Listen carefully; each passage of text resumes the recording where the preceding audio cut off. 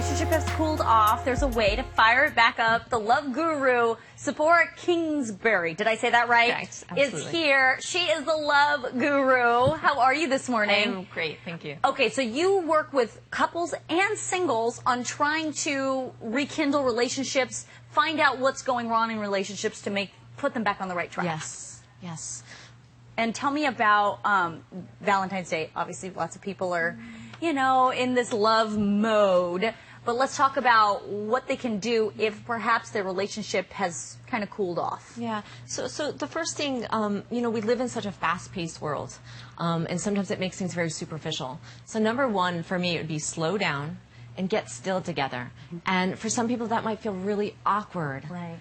And so, but be present to what you're feeling. Maybe sit in front of your partner, put on some quiet music, and just gaze into each other's eyes and listen to each other's breath. What? Are you serious? I am so serious. Wait, you mean to tell me that you're supposed to sit down next to your significant other and just stare at them? Yes. First, okay, and you said that works. I'll tell you why. Because Tell me why. Because you're not just staring at them.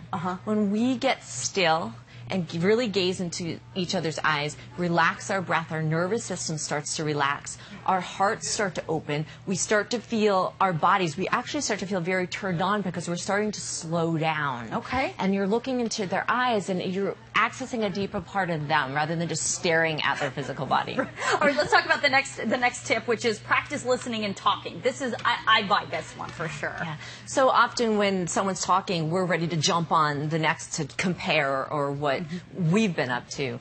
Take turns, make it a game, you know, use a timer. Have one person literally share something vulnerable, like what do they want to tell you that they may have not have told you before, and just sit back, breathe, and truly listen from your heart. It's called heart-centered communication. It makes a lot of sense to me, especially what you were saying with the, you know, that we're so overstimulated, phones and social media and all these other things, you just don't have the time to spend with your partner. Yes.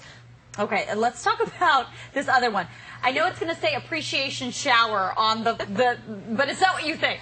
Tell me what this means. So it goes along with that aspect of listening. And so how often do we set the time aside to really tell our partners or loved ones what we appreciate about them and the relationship? And again, without speaking back to the person, so the person, it might be hard for them to receive compliments. Right. Sit there, listen, and receive. And so it might be like 3 minutes. That's why it's a shower. You're just raining positive feedback onto them about what you appreciate about them. That's so important. And then lastly, what is this explore through touch idea? Yeah. So how great would it be to explore touching, but actually got feedback from your partner, what they liked, what they didn't like, and what they would prefer. And so often even whether it's intimately, sexually, people just interact without actually learning people's desires and how they really like to be touched. Right.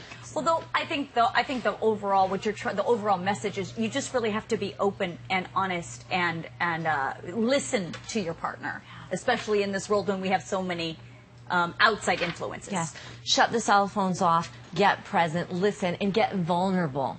Okay. Tziporah, thank you so much for coming in. Thank you so much. All right.